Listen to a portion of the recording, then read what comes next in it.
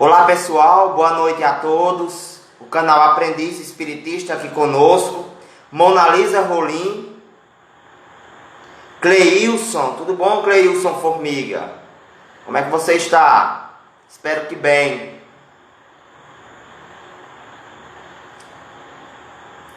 O perfil Simão de Lira também entrou aqui conosco.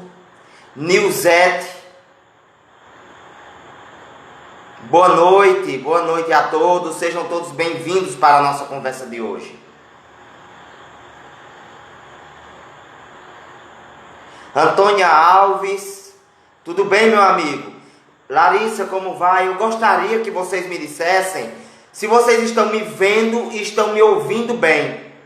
Olá, Mara. Como é que está? Nath Juvencio. Oi, Larissa. Boa noite. Vocês estão me vendo e estão me ouvindo bem? Espero que sim. Falar um pouco de relacionamentos. Falar um pouco de solteiros. Falar um pouco de divórcio. Vamos falar um pouco de tudo isso.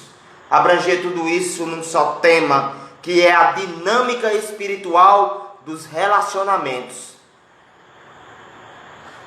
Sheila Gomes entrou conosco. Ok. Daiane Oliveira sempre está aqui conosco. Gente, lembrando que chegou o momento de nós pegarmos aquela água, de colocarmos aí ao lado da nossa cabeceira, colocarmos aí na nossa mesinha, onde está o computador, onde está o celular, de colocar aí pertinho da sua cama, pertinho do seu sofá, para que você possa tomar ao final dessa live uma água especialmente fluidificada pelo seu protetor, pelo seu anjo da guarda. Não é por Anderson, é pelo seu protetor, que com certeza, diante do nosso pedido fervoroso, vai fluidificar para todos nós.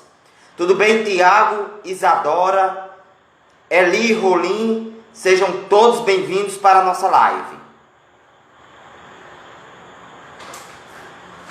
Vai ficar gravada essa live. Compartilhem aquilo que nós publicamos diariamente no nosso perfil. Compartilhem aqueles trechos de vídeo que nós jogamos para trazer uma maior reflexão para todos vocês.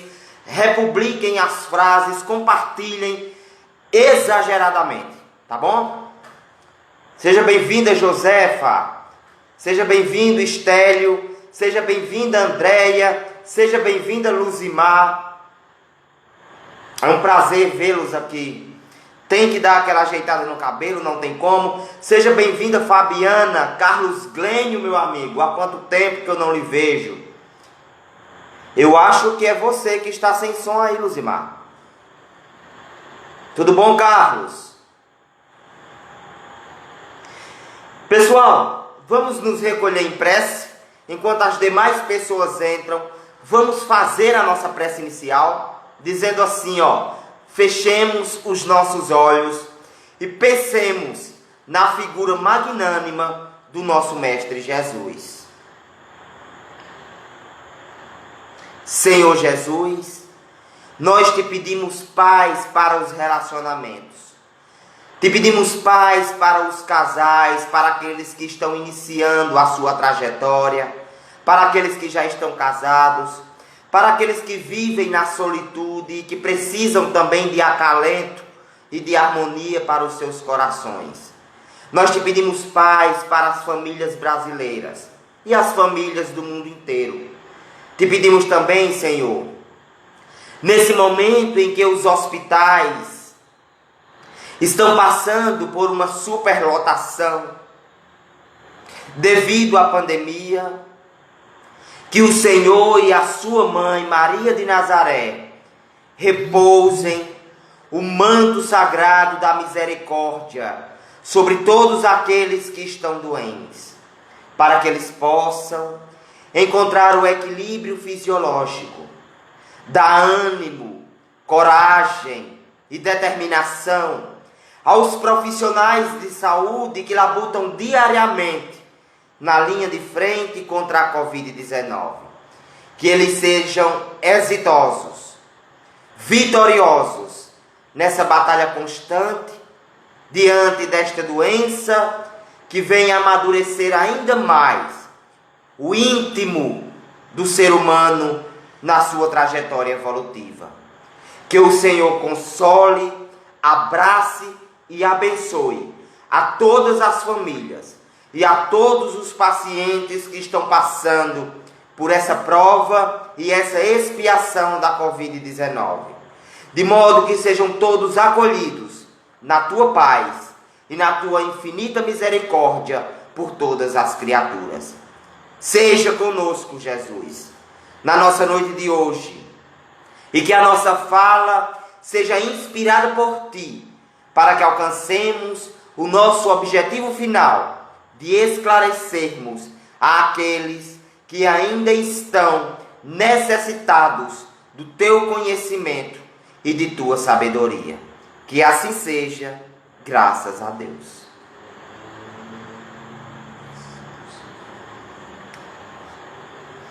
Vamos começar, gente? Vamos começar, Paulo César? Vamos começar, Yuri Nogueira, a nossa aula de hoje? Pois bem, segundo a psicanálise, e aqui eu trago uma referência do doutor, médico e psicanalista brasileiro, um dos que mais publicou acerca da sexualidade, Flávio Gicovato, eu trago o seu conhecimento acerca dos relacionamentos. Psicologicamente falando, segundo Flávio Gicovato, nós vamos ter um encontro nos relacionamentos de dois tipos de mentes que alternam-se nestes encontros relacionais. Estas mentes são a do generoso e a do egoísta. Quando encontra-se o egoísta com o egoísta, analiticamente falando, segundo Flávio Gicovato, nós temos aquela relação dos dois bicudos, onde os dois bicudos não se beijam. O egoísta puxa para o seu lado, de acordo com a sua prepotência, de acordo com a sua vontade, o seu ego inflado, e o outro egoísta com o qual está se relacionando também faz o mesmo movimento centrípeto, ou seja, o movimento em relação a si mesmo. E aí nós temos aquele casal formado pelos dois bicudos que eu acabei de falar, que não se beijam. Claro, se atraem sexualmente, existe uma atração genética dos feromônios, daquilo que é liberado pelas células, existe uma atração a nível sexual, porém o relacionamento nunca dá certo. Fica num término e numa volta constante, porque nenhum dos dois querem ceder para que aquilo dê certo. Isso é a visão da psicanálise, segundo o psiquiatra e psicanalista brasileiro, sexólogo, um dos homens mais respeitados no mundo, Flávio Gicovato. Certo?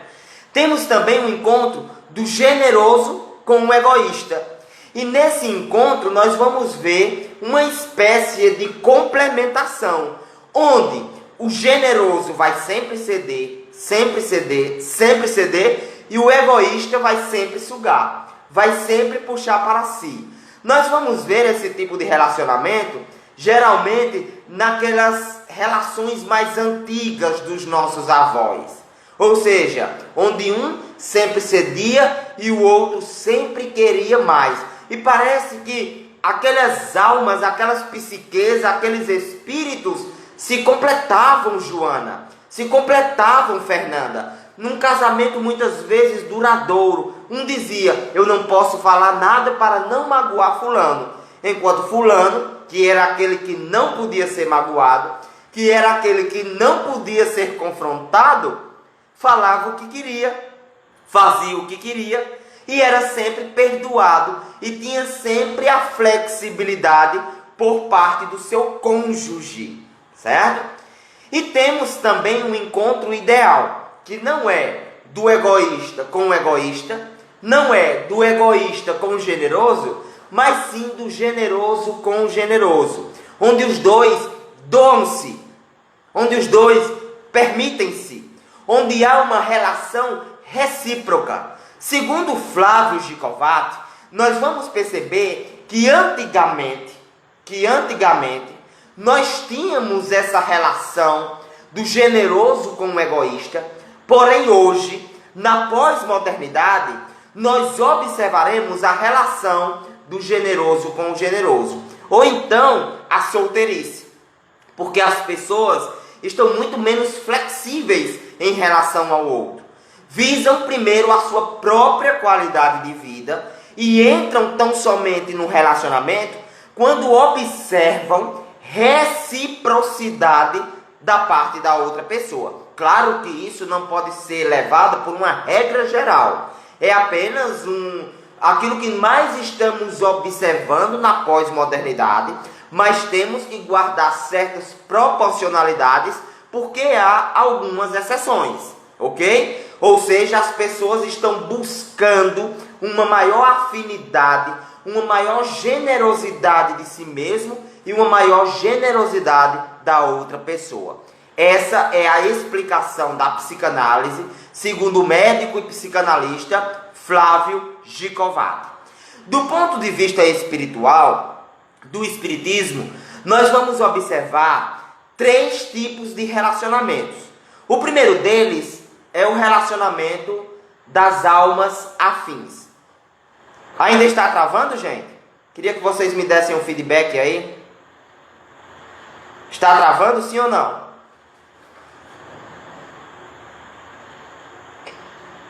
Daiane está dizendo que travou, é só a internet dela, vocês estão me ouvindo bem? Está, Joana? Coloca um sim, por favor. Um sim? Beleza, só para eu ter esse feedback? Ok. Do ponto de vista espiritual, nós temos alguns tipos de relacionamentos. E esse primeiro relacionamento que nós queremos explicitar aqui é o de almas afins, certo? Esse relacionamento de almas afins, Jéssica, um abraço a todos do Juazeiro, inclusive saudades. Esse relacionamento de almas afins é um relacionamento perfeito, onde existe a mesma sintonia, a mesma frequência vibratória, a mesma frequência de ideias, de sentimentos e de emoções. Um cede, o outro cede, um entende o outro, parece que o outro lhe compreende em sua totalidade. É claro que nós não estamos falando aqui, pessoal, de um relacionamento de 2 pessoas perfeitas, ok, Ananias Pedrosa? Mas de 2 pessoas que vibram na mesma sintonia, tornando aquele relacionamento um relacionamento perfeito. Essa relação de almas afins, ela geralmente vem de outras vidas. São espíritos que já se conhecem, que já experienciaram juntos. Espíritos que já têm uma noção completa dos defeitos da outra pessoa. Tá certo? Você e Ananias, exatamente, você e Ananias. Temos também aqueles relacionamentos que são fundamentados, e aqui é o segundo tipo, no livre-arbítrio. Tinha uma programação prévia, tinha uma organização anterior, antes da encarnação. Porém, os espíritos não seguiram aquela programação. Encontraram outras pessoas e, de acordo com o livre-arbítrio, começaram a se relacionar com essa outra pessoa. Porque a espiritualidade, certo, Rayane? Por mais que exista uma programação prévia em relação aos relacionamentos, por mais que exista uma organização anterior, respeita o nosso livre-arbítrio. Então, suponhamos que Estélio tenha vindo para a Terra com uma programação para encontrar uma pessoa. Só que aqui ele encontrou uma outra alma, uma outra pessoa, com quem tinha afinidades de outras vidas. E ele decidiu namorar, se casar, adquirir núpcias com aquela pessoa que ele reencontrou de outras existências, e não com aquela que estava na programação. Isso é perfeitamente comum. E a espiritualidade vai reprogramar a vida de Estélio, reprogramar a vida da pessoa, para que atenda às suas necessidades evolutivas e não vai interferir em seu livre-arbítrio.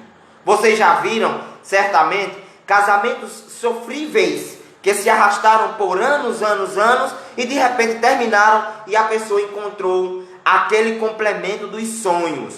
Parece que já conhecia há muito tempo.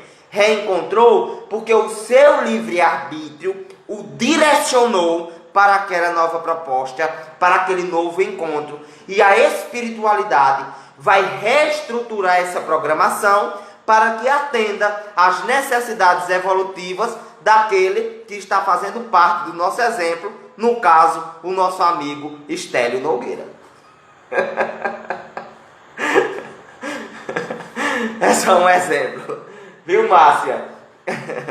É só um exemplo.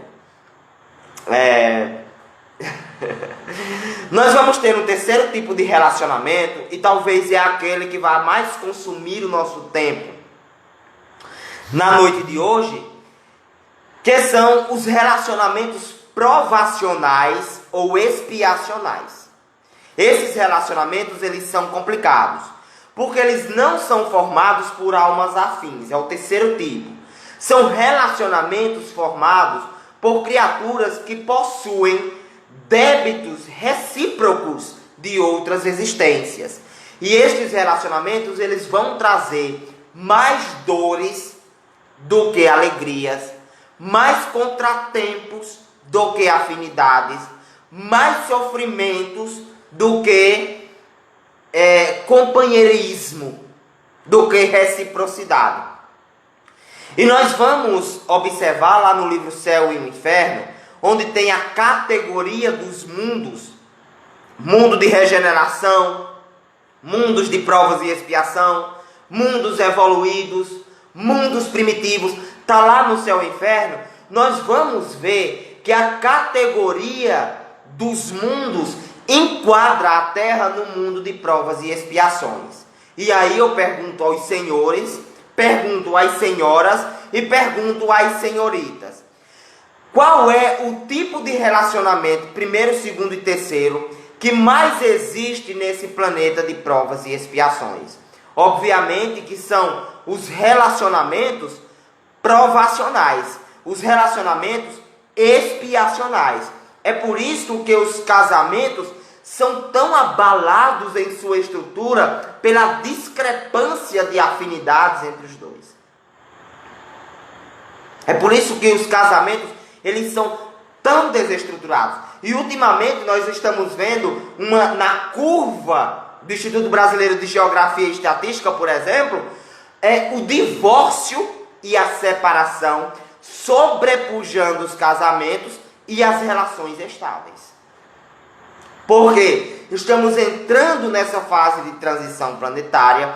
Os espíritos precisam se burilar em relações por vezes sofríveis, e é claro que não suportando essa carga provacional, essa carga expiacional, estão se divorciando mais, estão se separando mais, não estão se suportando. E aí vem a grande questão, certo, Ângela e Isabel? E aí vem a grande questão: e qual é a visão do Espiritismo acerca do divórcio? A visão do Espiritismo acerca do divórcio é clara. Tudo bem, Firmino? Nós vamos ver isso em 1971.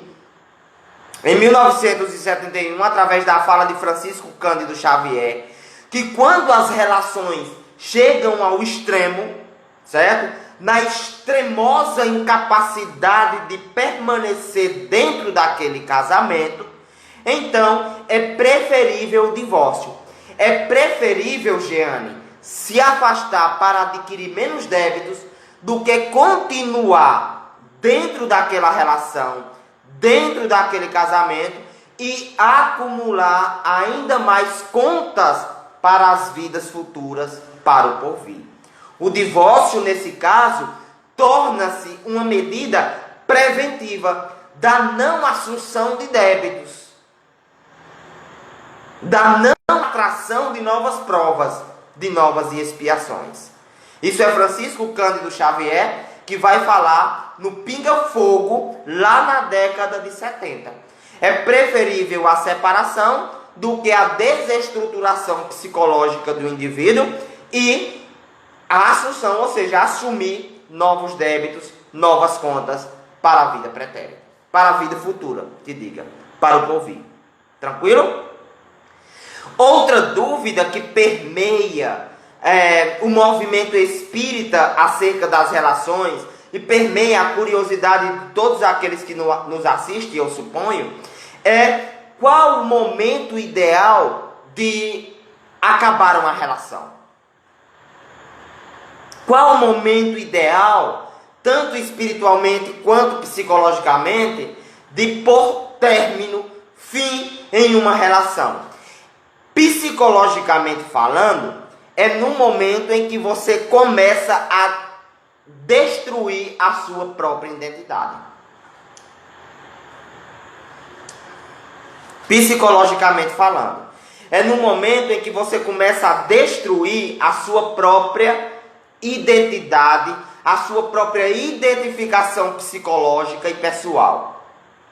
O outro lhe pressiona tanto, o outro é tão ciumento, é tão possessivo, é tão agressor, e aqui nós estamos falando, e Larissa já fez um post em relação a isso, não apenas de uma agressão de ordem física, mas uma agressão psicológica, uma agressão verbal, uma agressão social, que ele desconstrói enquanto pessoa.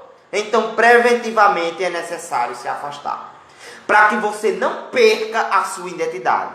É preferível um coração ferido, é mais fácil de reestruturarmos um coração ferido do que uma mente desconstruída, do que uma mente desestruturada. Porque o coração ferido, por aquela separação repentina, imediata, ele em algum tempo, terminada a fase do luto, segundo a psicologia, ele se reconstrói. Mas a mente traumatizada, absolutamente, não se reconstrói tão facilmente, a não ser com a ajuda de um profissional. Então, agressões verbais, sociais, psicológicas, físicas e morais é o sinalizador de que aquela relação já passou do período de terminar. Agora vamos para a visão espiritual? Segundo a visão espiritual, Cíntia, essas relações tóxicas de agressões nos seus diversos tipos, conforme foi catalogado aqui por nós, também gera uma repercussão energética muito grande. Quando nós falamos na obsessão, nós falamos em uma relação de influência negativa de espírito para outro espírito.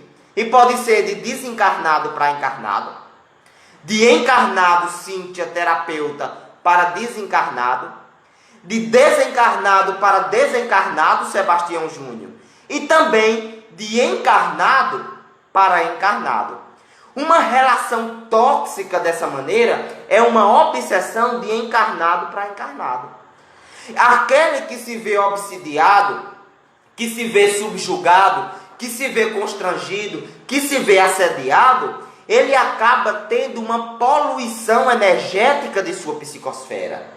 E com o tempo ele acaba adoecendo.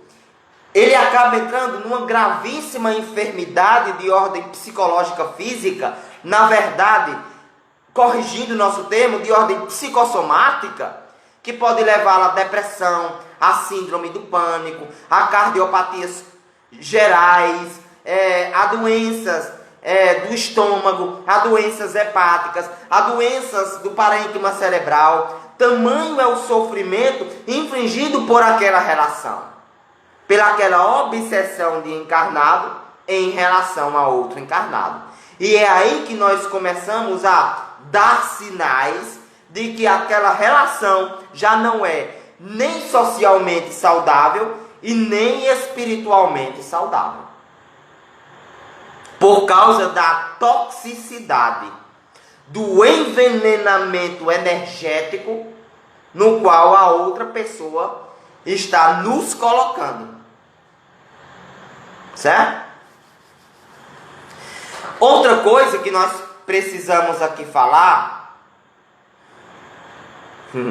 eu peço ao fotógrafo que se controle, porque nós temos aqui pessoas que ainda estão passando por um certo tratamento espiritual e precisam de um ambiente mais harmonioso.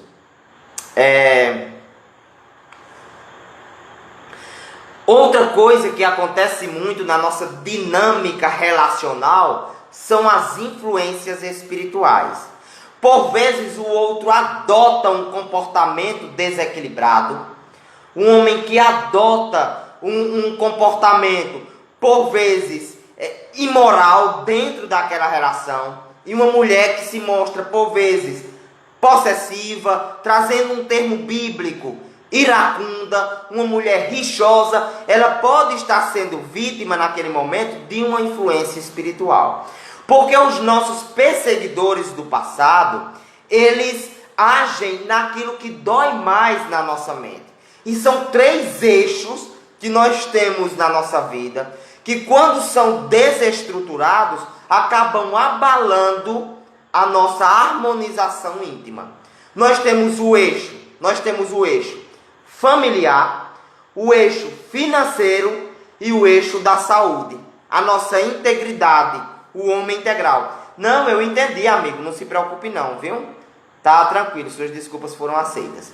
E temos o eixo da nossa integridade física, da nossa integridade mental, daquilo que a Organização Mundial de Saúde fala. Saúde é o bem-estar completo, biopsicossocial e espiritual, certo? Então, família, finanças, que é trabalho, pode estar incluso, e saúde também. E os espíritos, com a intenção de nos prejudicar, de nos abalar energeticamente, pode gerar uma influência nos nossos relacionamentos, utilizando aquele que é o elo mais frágil, utilizando aquele que está psicologicamente mais fragilizado. E aí pode baldear as nossas relações interpessoais. Vocês com certeza, Cíntia, já ouviram um relato de caso dessa maneira. O meu marido ou a minha esposa estava bem, estava com um comportamento adequado, nós estávamos evoluindo na nossa relação. De repente, Ângela, o homem mudou completamente, de repente a mulher mudou completamente, passou a ter relações extraconjugais, ele passou a ter relações extraconjugais, ele não bebia, passou a beber, ela não se comportava dessa maneira, passou a se comportar. Por quê? Os 3 eixos: o trabalho, finanças, o familiar e o da saúde. Então os nossos perseguidores de vidas passadas, por vezes, se aproveitam das nossas fragilidades nesse outro eixo da família e dos relacionamentos para nos abalar psicologicamente falando. E eu digo isso, Maiara Albuquerque, com propriedade de causa. Com propriedade de causa. Porque todas as semanas eu realizo atendimento fraterno, atendimento à distância, para casais que estão se desestruturando. E pessoas com mudanças drásticas de comportamento e de mentalidade dentro de relacionamentos duradouros de 20, 30 ou 40 anos. Simplesmente muda. Dormem de um jeito, acordam de outro. Por influência espiritual.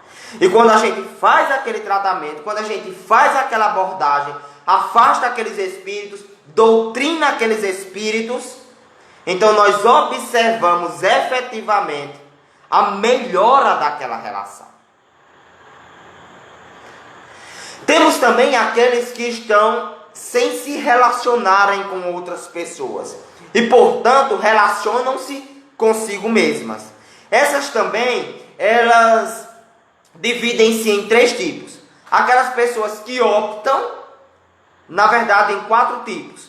Aquelas pessoas que optam por estarem solteiras, elas estão solteiras porque querem. Nós temos até no movimento masculino agora uma sigla em inglês chamada MGTOW, ou seja, o homem que segue o próprio caminho. São aqueles que pretendem estar solteiros. Temos também mulheres que não querem uma relação mais duradoura, que preferem estar solteiras, certo? Isso daí é do livre-arbítrio, é por opção própria, e nós não podemos julgar. Não é porque uma pessoa está solteira que ela necessariamente está dentro das opções homoafetivas. Existem também muitos homoafetivos que querem estar solteiros. Existem solteiros que são heterossexuais. Então nós não podemos, com maldade, com preconceito, julgarmos a decisão das pessoas, certo? Existem aqueles solteiros que vêm em caráter de missão e também existe aí uma programação prévia. Professora Marta Kessia, é o caso de Francisco Cândido Xavier, de Divaldo Pereira Franco, de Raul Teixeira, certo? Espíritos que vieram com a programação da tarefa mediúnica, ou da tarefa missionária, ou do celibatário. Então, não tem uma relação interpessoal, mas tem uma relação consigo mesma, e tem uma relação com Deus, porque precisam executar uma tarefa que exige atenção total, que exige empenho integral, não havendo espaço para a constituição de um relacionamento ou a constituição familiar. Tá certo? O terceiro tipo é por ação obsessiva também. Inclusive, nas últimas 2 semanas, Luana, nós fizemos atendimentos para pessoas que queriam entrar num relacionamento, mas não conseguiam. Sempre acontecia algo, Daiane Oliveira, que atrapalhava. Começava o relacionamento, Francisca Barreto, 2 ou 3 meses, o relacionamento era interrompido, do nada. E quando nós íamos auscultarmos, quando nós auscultávamos aquela relação que estava já fragmentada no início, ou então aquela pessoa que não conseguia estabelecer o vínculo, nós observávamos a influência obsessiva de um marido de vidas passadas, de uma esposa possessiva do pretérito, que não permitia energeticamente aquele encarnado se vincular a outra pessoa, pelo sentimento de posse, pelo ciúme, pelo materialismo desenfreado. E o quarto tipo não é mais da parte espiritual, Fabrício Castelli, mas que também nós observamos que é a autossabotagem, tratável pela psicologia, principalmente pela psicanálise. Tem pessoas que puxam o próprio tapete, são loucas para entrar numa relação conscientemente, mas inconscientemente se sabotam. Mas inconscientemente se boicotam. Por vezes porque tiveram traumas de vidas passadas, ou então presenciaram agressões dos pais na infância, ou viveram dentro de um ambiente de traições, Valéria Lopes. E portanto, tem a psique fechada a nível do inconsciente para uma relação mais sólida. Então elas querem, mas ao mesmo tempo não querem. Elas se inclinam, mas ao mesmo tempo não se inclinam, porque estão traumatizadas, seja dessa vida ou seja da outra vida. Ficou claro para vocês? Respondem aí se vocês estão me vendo e me ouvindo bem, por favor. Sim ou não?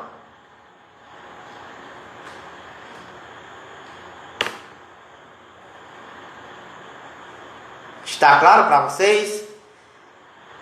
Está audível? Vamos responder na hora certa. Tenhamos calma. Só quero saber se o assunto está claro. Muito bem, aprendiz espiritista. Muito bem, Elisângela. Muito bem, Jânia Santos. Ok, Franciene. Ok, Daiane. Ótimo, Maria Elizabeth.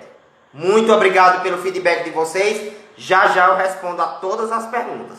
Tranquilo? Vamos em frente. De qualquer maneira, para as pessoas que estão nesse grau de solteirice, podemos assim dizer, entre aspas, que por vezes é temporário, nós indicamos um pensamento não de solidão, mas sim de solitude. Que segundo a psicologia, a solitude vem como estar bem consigo mesmo, sem a companhia do outro. Nós não precisamos, para nos completar energeticamente, necessariamente da presença de outra pessoa. Principalmente quando existe uma intensidade nessa presença. Eu quero que o outro esteja perto. Eu quero que o outro salve a minha vida. Eu preciso de uma rotatividade de parceiros. Não. A solitude, ela prega justamente o contrário. É você estar bem consigo mesmo, com a sua solidão. É você poder gerenciar as suas emoções, gerenciar os seus pensamentos, para que você esteja completo, mesmo estando só. Afinal de contas, você nasceu só, vai morrer só. Mesmo que seja de uma tragédia aérea, a experiência da morte será apenas sua, circunscrita a você. Ninguém vai dividir aquela experiência com você. Então, esse construto psicológico da solitude é muito importante, para nós não entrarmos naquele estado de carência. E por vezes essa carência, quando somada a uma influência espiritual negativa, gera uma busca pelo sexo desenfreado. Gera uma busca pela obsessão de relacionamentos rebotes.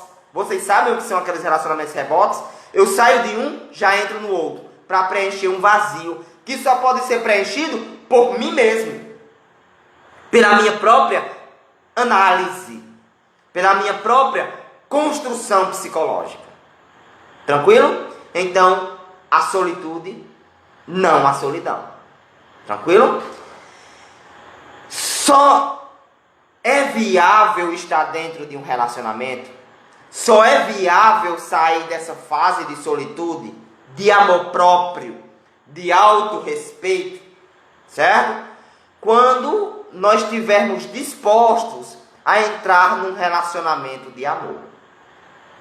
Quando o amor fizer parte da nossa estrutura espiritual e fizer parte da estrutura espiritual do outro.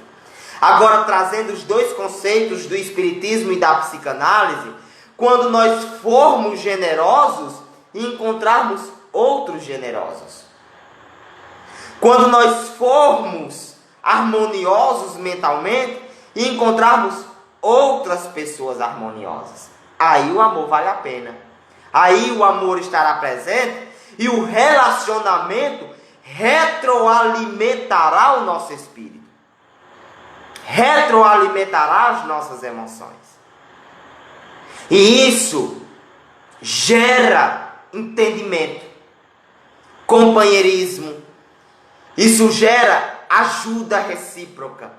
Eu não esqueço nunca quando eu fui fazer uma palestra há muito tempo atrás falando sobre os tipos de amor. E depois nós podemos até falar o amor eros, o amor ágape, o amor fati de Nietzsche, etc, etc. De uma história que irmã Chiara me contou para que eu contasse no final da palestra. O que é o amor brotando em sua totalidade. Ela me falou o seguinte: uma vez, um homem estava com pensamentos suicidas. E esse homem, todas as noites, se drogava para não se matar. Se ele estivesse lúcido, ele caía naquela frequência da ideação suicida e só pensava em sair da existência. Então, ele embotava a mente, ele embotava o seu raciocínio para não se suicidar. Uma vez ele viu um número daqueles centros de valorização da vida, daqueles CVVs. E então ele ligou e falou durante 1 hora com uma mulher que o acolheu muito bem. A voz da mulher era muito doce. A voz da mulher era muito acolhedora. E ele falou durante 1 hora com ela. Na primeira vez, ela disse: quando você quiser ligar novamente, todas as quintas-feiras eu estou atendendo nesse número. Ligue e peça para falar com fulana de tal. E disse o nome dela. Das outras vezes que ele ligou, ele já ligou drogado. E ele foi desrespeitoso com ela. Ele jogou toda a carga energética negativa que tinha em relação àquela moça. Mas ela entendia que tratava-se de um homem desequilibrado. Um homem que estava moralmente e emocionalmente adoecido. que não tinha condições de articular as suas ideias para descarregar as cargas pressóricas que trazia no seu íntimo. Ela compreendeu. E no final da ligação, das 2 ligações que ele fizera, drogado, ela disse: quinta-feira que vem eu estarei aqui novamente, peça para falar com fulana de tal. Na outra quinta-feira, ele volta a ligar. E ele percebe que existe uma voz como quem informava a ela as teclas do computador. Era um viva voz dado pela máquina, que informava a ela os tipos de janelas que estavam sendo abertas. E ele percebeu que ela era cega. E então, revoltado pela sua própria condição, o que é muito comum nos revoltados, transferir a culpa para o outro, transferir a causa das suas frustrações para o outro, ele começa a desrespeitá-la novamente, chamando-a de cega, de sem visão, que ela não tinha capacidade de ajudá-lo, porque ela era igualmente doente. Ela respeitosamente, de maneira acolhedora, se voltou para ele com mais atenção e disse: além de cega, eu sou cadeirante. Quinta-feira eu estarei aqui novamente. Quinta-feira eu estarei aqui para lhe receber. Aos poucos, o amor dessa mulher foi entrando no coração desse homem, de modo que as conversas passaram de um tom mais agressivo para um tom de amizade. E a amizade foi se construindo meses e meses, anos e anos. Ele deixou de usar droga e marcaram de se encontrar. O amor acontecera mesmo pelo telefone. Quando ele chegou na praça, aproximou-se dela, porque a identificou pela cadeira e a identificou pela cegueira, e percebeu que ela não era apenas bonita espiritualmente, mas também era bonita por fora. Os olhos azuis, apesar de cegos, davam àquela mulher uma lucidez quase divina. E ela o acolheu. O acolheu enquanto pessoa. O acolheu enquanto indivíduo limitado em suas próprias imperfeições. Casaram-se.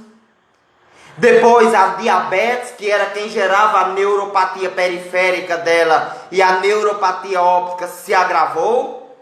E ela, que antes cuidava dele como se fosse uma mãe, passou a ser cuidada por ele como se ele fosse o seu pai.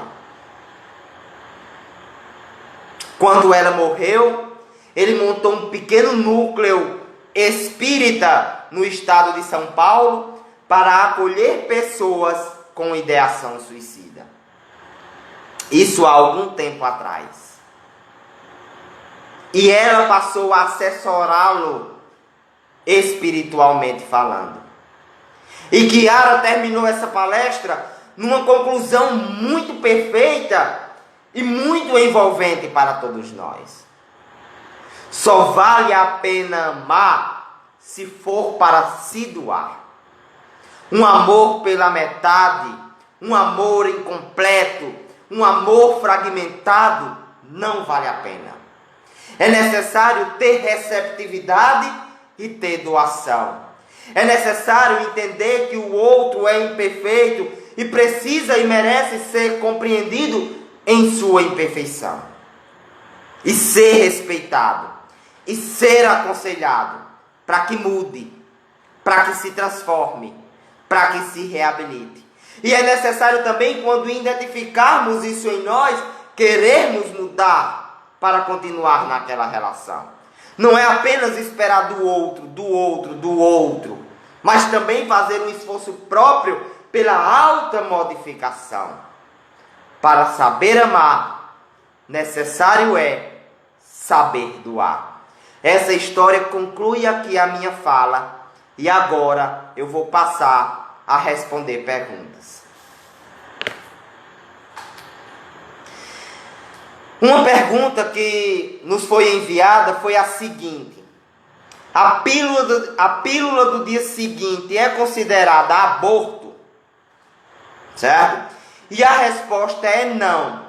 A pílula do dia seguinte, tomada até 72 horas após a relação sexual, não é abortiva.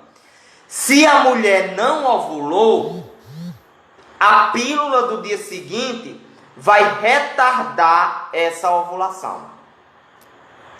Se a mulher não ovulou, a pílula do dia seguinte vai retardar essa ovulação. Repetindo, ok? E também não vai permitir que o óvulo se fixe na parede uterina. Mas esse impedimento de ovulação e esse impedimento de fixação do óvulo é apenas para o óvulo não fecundado. Se ele já foi fecundado, a pílula do dia seguinte não pode fazer absolutamente nada. Ela não tem o poder, assim como as pílulas abortivas, à semelhança do Cytotec, certo? De interromper aquela gravidez. Então não é considerado um método abortivo. Não há crime nenhum em se tomar a pílula do dia seguinte, ok? Como fazer para os traumas de um relacionamento passado não interferir no relacionamento presente? Como fazer? A terapia é muito boa, é muito indicada, porque os traumas vêm. E a gente tem, vamos dizer assim, um costume cíclico, por vezes, de espelhar no outro os nossos traumas. Então, o nosso trauma é com traição, achar que o outro trai. O nosso trauma é com mentira, achar que o outro mente. O nosso trauma é com confiança, perder a confiança no outro. Então, nós temos, por vezes, o comportamento cíclico de espelhar nos outros os nossos próprios traumas. E assim nos boicotarmos, sabotarmos as nossas relações. A terapia é indicada, certo? O atendimento espiritual também é indicado para haver a ressignificação dos estímulos da memória. Porque esses traumas, eles podem não ser dessa existência, mas podem ser de outras. Então, associar o tratamento psicoterapêutico com o tratamento espiritual nos dará uma maior condição de estabelecer um relacionamento mais saudável que está se construindo, ok? Tive o sonho com o meu marido onde ele era autista e eu rejeitava. Isso é a pergunta. Ele é possessivo no presente e meu relacionamento é abusivo. Fico angustiada por tê-lo deixado. Será que estou, de certa maneira, abandonando-o de novo?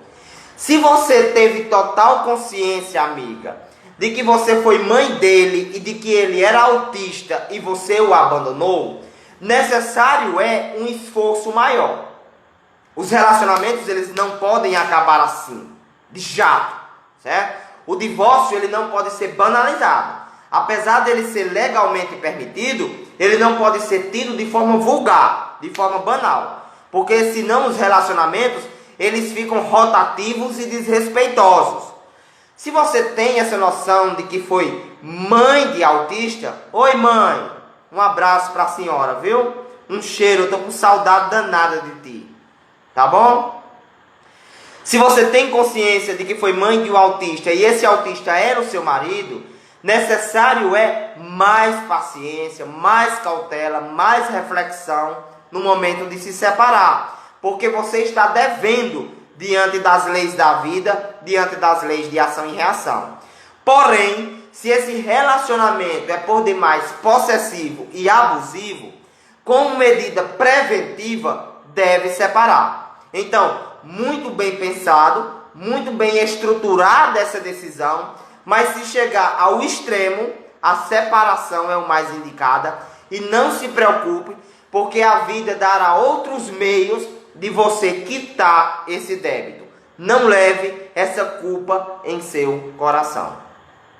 Devo ficar em um relacionamento tóxico e abusivo em respeito a essa programação ou devo sair fora? Não deve ficar. Se é tóxico, se está lhe fazendo sofrer, se já passou dos limites, não deve ficar. Não há como ficar. Porque você não pode se anular para que o outro viva. Você não pode sufocar a si mesmo psicologicamente para que o outro respire. Então, Deus não quer o nosso sofrimento. Logo, pense muito bem, mas se for possível, saia dessa relação tóxica e abusiva. Tá certo? Gente, essas foram as perguntas por meio do direct. Agora eu gostaria de ouvir todos vocês.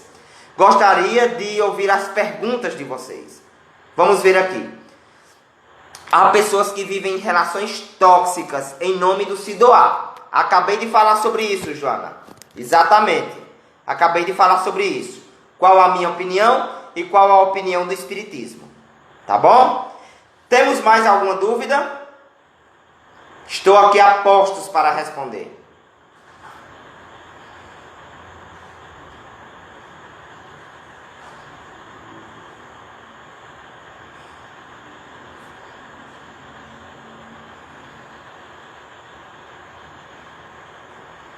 Tem alguma dúvida ou tudo foi esclarecido? É possível duas pessoas sempre reencarnar para permanecerem juntas? Não, porque isso nos dá a ideia de alma gêmea, certo? Pessoas que sempre reencarnam na condição de marido e mulher, certo? É necessário haver uma mudança na posição familiar para que o espírito experiencie, para que o espírito tenha experiência nas diversas posições do núcleo familiar. É possível sim que espíritos venham na condição de marido e mulher, de esposa e esposo em muitas vidas, mas para sempre não.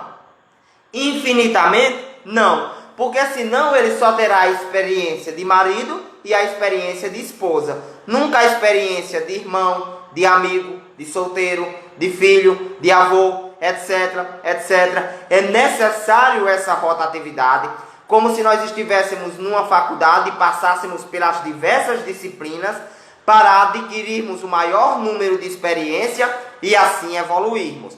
Ficar fixado apenas numa única experiência é limitar o aprendizado espiritual. Tudo bem? Muito bem, aprendiz espiritista. Rui Cantzani está me lembrando da sua dúvida. Sim, é possível que seja um déjà vu. Ela falou do seguinte: toda vez que dança uma música com um filho, vem uma emoção que traz lágrimas.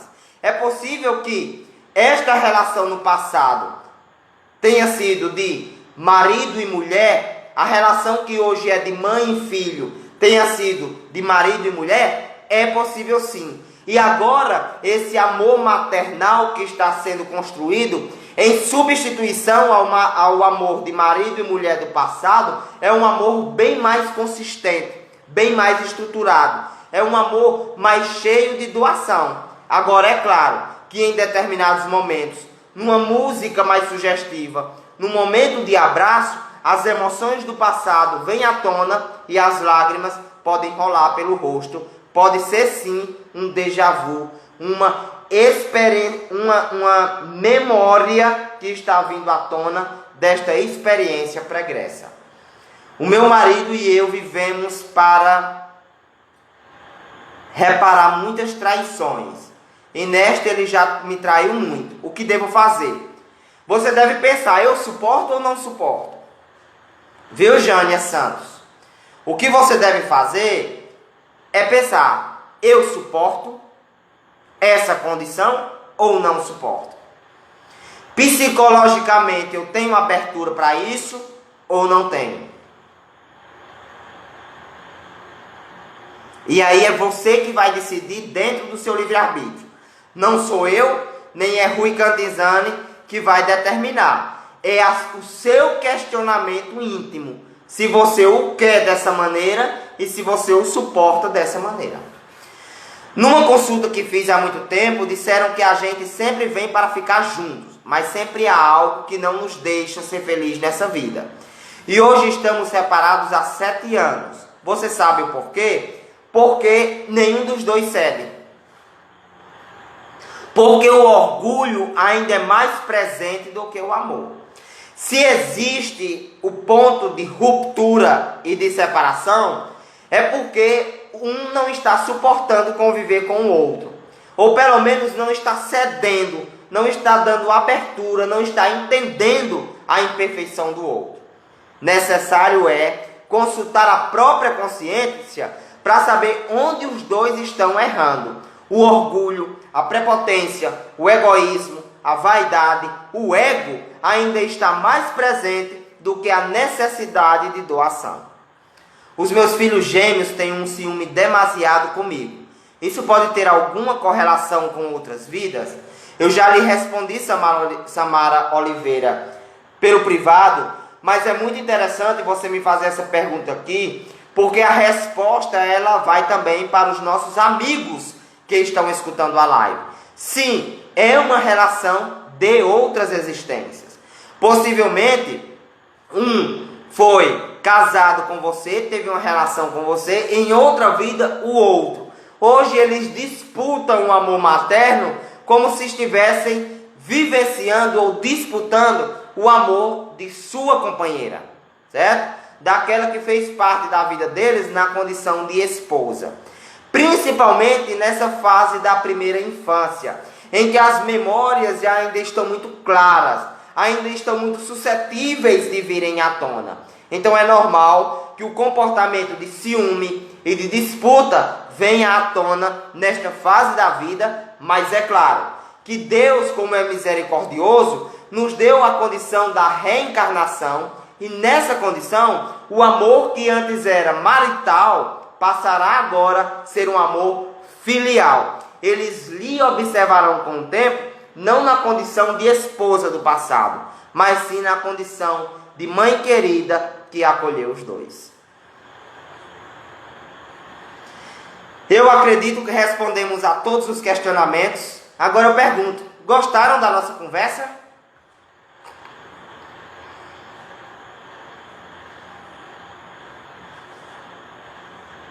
Gostaria de ouvir a opinião de vocês. Ficou claro? Foi muito boa? O que é que vocês acham? O que é que nós precisamos mudar para melhorar ainda mais esse canal? Para melhorar ainda mais esse perfil? O que é que nós precisamos mudar?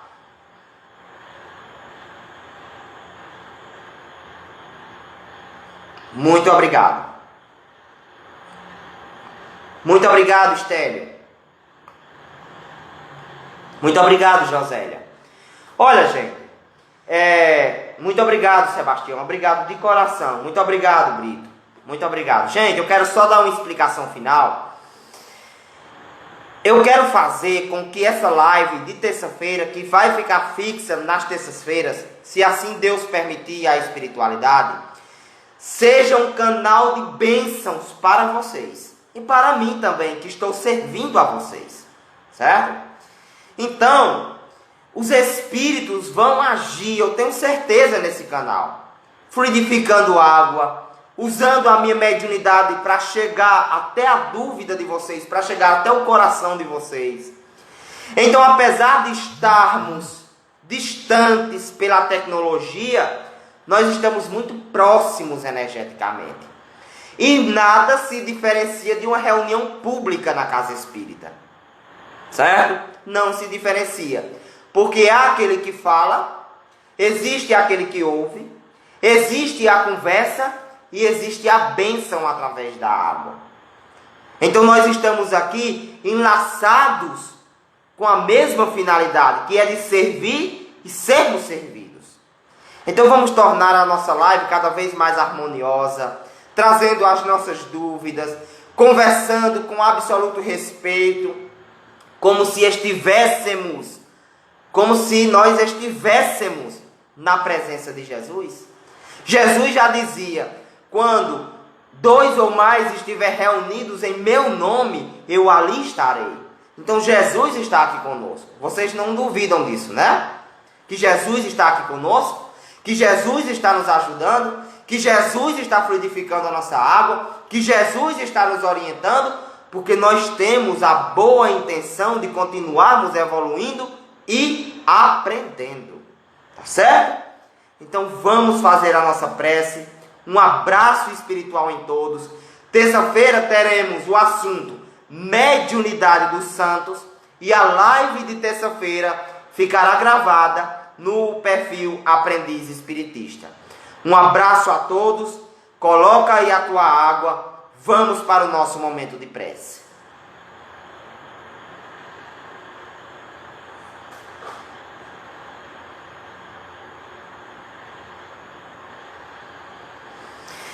Senhor Jesus, existem pessoas que estão nos escutando e que estão com o coração ferido. Existem pessoas que estão nos ouvindo, que estão construindo uma nova relação. Há pessoas, Jesus, que estão enfrentando traições constantes em seus relacionamentos. Estão presentes aqui, Senhor, escutando essa live. Indivíduos que há muito tempo não se relacionam com ninguém. Mas quem disse que nascemos para sofrer? Com a tua presença, toda experiência é válida. Com o teu amor, toda alegria é constante. Independente da fase em que eu esteja, Jesus. Se eu estou só, acompanhado, traído, confuso, contigo ao meu lado, eu posso raciocinar com maior clareza. Então eu te peço, age nessa noite em meu coração. Reestrutura as minhas emoções e os sentimentos. Me dá coragem para enfrentar a construção dessa nova vida afetiva. Me dá lucidez para entender a mim mesmo e entender o outro que convive comigo. Que esta água, Jesus, seja abençoada. E que ao tomá-la, eu tenha racionalidade e inteligência emocional dentro de mim. E aquele que a consumir, seja ele o meu cônjuge ou a minha parceira, que também disponha da mesma inteligência emocional que o teu conhecimento nos oferece. Que o Senhor nos abençoe, nos ilumine, nos proteja na noite de hoje e para sempre. Graças a Deus.